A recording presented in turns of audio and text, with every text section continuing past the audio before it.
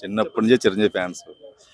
మా పాపాలు కూడా నా తర్వాత నుంచి వీళ్ళు పవన్ కళ్యాణ్. అన్నయ్య అంటే తర్వాతనే ఎవరైనా అనుకోకుండా మా బావగారాలు వచ్చారు పాలకొల్లు నుంచి. ఇలా రండి, వీళ్ళకి ఏ టికెట్లు వచ్చినాయి అంటే సడన్ గా వచ్చాం. మేము ఉంటాం, లోపల ఉంటాం. అన్నయ్య రావటం మాకు చాలా అదృష్టం. మొట్టమొదటిసారిగా తెలంగాణ ప్రభుత్వం, ఈ భారత ప్రభుత్వం ఏదైతే కొంతమంది పద్మ అవార్డులు గుర్తించి మన తెలుగు ప్రజలకు కొంతమందికి ఇవ్వడం, అలాగే దాంతోపాటు మెయిన్లీ మన మెగాస్టార్ చిరంజీవి గారికి 2006లో పద్మభూషణ్ వచ్చింది, ఇప్పుడు పద్మవిభూషణ్ వచ్చింది. సో మొదటిగా స్పందించింది తెలంగాణ ప్రభుత్వం, రేవంత్ రెడ్డి గారు ఇలా ఘనంగా సన్మానం చేయడం అనేది ఎలా? రేవంత్ రెడ్డి గారికి చాలా థ్యాంక్స్ అండి. ఆయనకి తెలంగాణ ప్రభుత్వంలో రావటం ఇంకా అదృష్టం మాకు.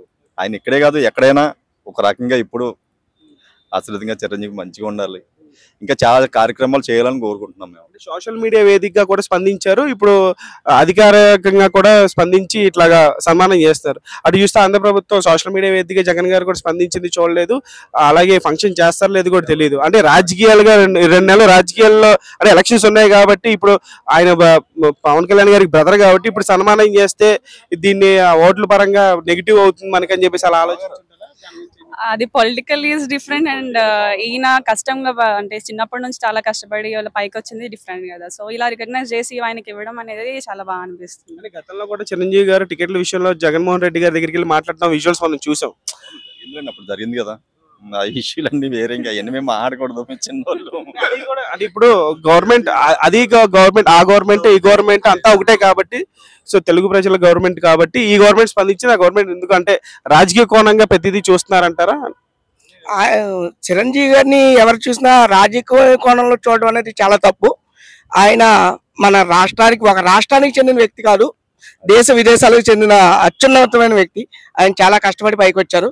ఆ వ్యక్తిని ఒక రాజకీయ కోణంలో చూసి ఆ రోజు అలా జగన్మోహన్ రెడ్డి గారు చేయడం అనేది నేను చాలా చాలా బాధపడుతున్నాను ఆ విషయంలోనూ. కానీ ఈరోజు ఆయనకి పద్మవిభూషణ్ రావడం అనేది చాలా అత్యున్నతమైన గౌరవ పురస్కారాన్ని అందించిన కేంద్ర ప్రభుత్వానికి మేము ప్రత్యేక ధన్యవాదాలు తెలియజేసుకుంటున్నాం. ఆంధ్ర ప్రభుత్వం కూడా త్వరలో ఫంక్షన్ పెట్టాలని కోరుకుంటున్నారా మీరు కూడా? ఎందుకంటే ఎందుకు కోరుకోరు, కంపల్సరీ అంతా ఒకటే కదా. అన్న ఎక్కడ ఉన్నా అన్నయ్య అన్నయ్యే.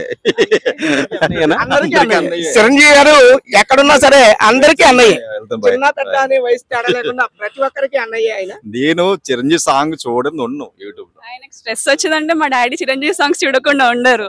అండ్ ఈయన వల్ల నాకు లైక్ ప్రతి సాంగ్ అంటే చిరంజీవిది అలవాటు అనమాట. రోజు ఇంట్లో చూడండి, స్ట్రెస్ వచ్చిందా చిరంజీవి సాంగ్స్ పెట్టామా, ఎంజాయ్ చేసామా, రిలీఫ్ అయ్యామా, అంతే.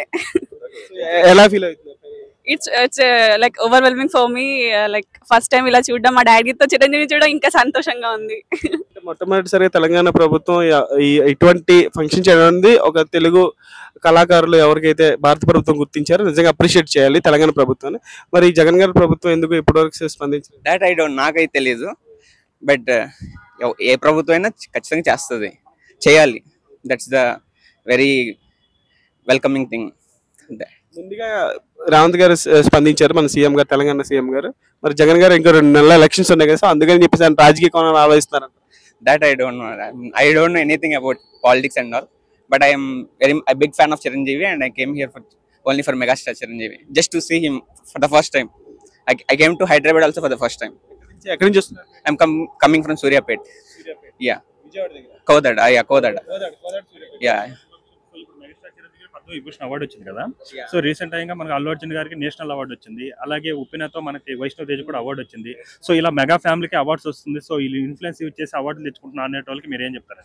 That I don't believe, because Megastar he తను ఒక రోడ్ వేసాడు.